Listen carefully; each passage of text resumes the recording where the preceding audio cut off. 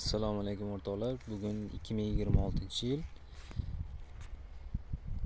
21-aprel.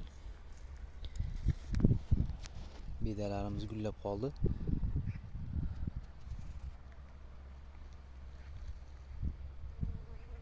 Xudo xolasa 1-2 kunda o'ramiz. Beda haqida chorva uchun bedani 30-40% gullashga kelganda o'rishni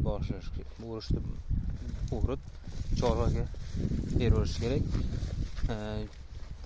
Chunki bedani tarkibida 30% o'sha gullashga kelganda protein miqdori o'ta darajada ideal darajada o'ziga yig'adi va 50% dan keyin o'sha 60-70-80% gullab ketgan bo'lsa, ko'm-ko'k bo'lib bedani tagidagi o'sha ikkinchi o'rimiga tayyorlanib chiqayotgan, ko'karib chiqayotgan yosh bedalar o'sha unib chiqadi. Chunki o'sha protein miqdori ham tushadi, bedani tarkibidagi mana bunaqangi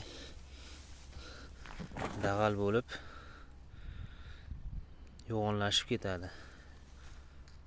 Natijada ko'proq dag'al ozuqa chorvada aralashish mumkin. O'sha dag'al ozuqa energiya sarflashga majbur bo'ladi. Mollarda ko'proq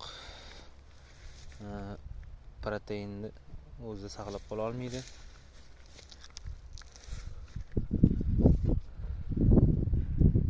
Chiroyli darajadagi beda natijalarni bermaydi.